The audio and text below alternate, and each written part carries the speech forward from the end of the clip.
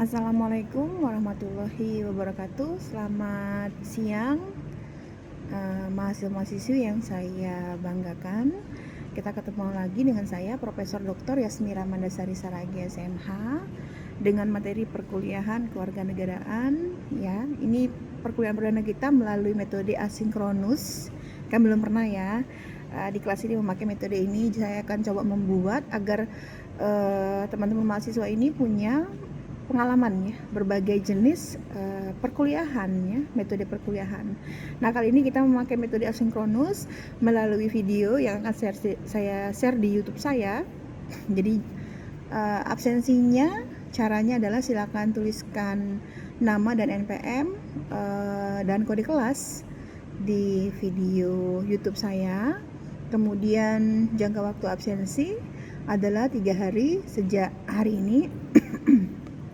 Ya, 3 hari ya, berarti kalau hari ini kita mulai, ini hari Selasa, Rabu, Kamis, Jumat ya. Jumat sore sudah selesai ya untuk absensi ya, jadi mana tahu ada mahasiswa-mahasiswi yang belum sempat absensi hari ini, jadi bisa terakhir 3 hari ya, di hari Jumat berarti ya.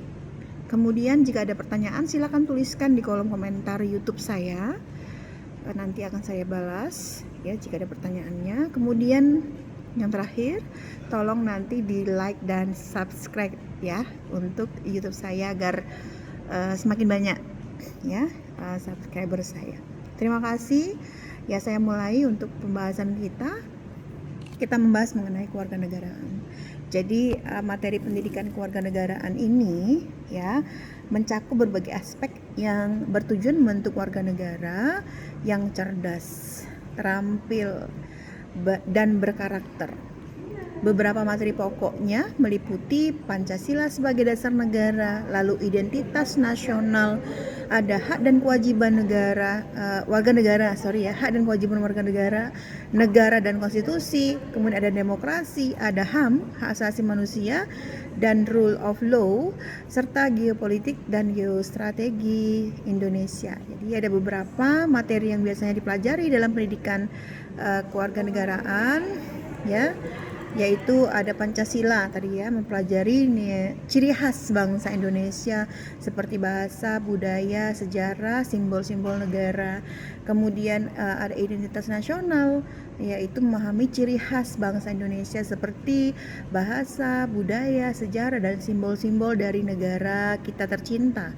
Lalu ada hak dan kewajiban warga negara ya, kita sebagai warga negara Indonesia memiliki hak dan kewajiban ya, jadi tidak boleh hanya menuntut hak saja tapi tidak mengerti dan tidak mau menunaikan kewajiban.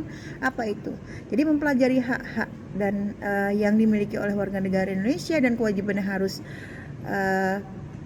dilaksanakan dalam kehidupan bermasyarakat, berbangsa dan bernegara ya. Kemudian ada terkait negara dan konstitusi ya, memahami pengertian negara, unsur-unsur negara, bentuk-bentuk negara, serta mempelajari Undang-Undang 1945 sebagai konstitusi negara kita ya. Lalu ada terkait demokrasi. Nah, demokrasi mempelajari konsep demokrasi, sistem demokrasi yang diterapkan di Indonesia dan prinsip-prinsip demokrasi ya.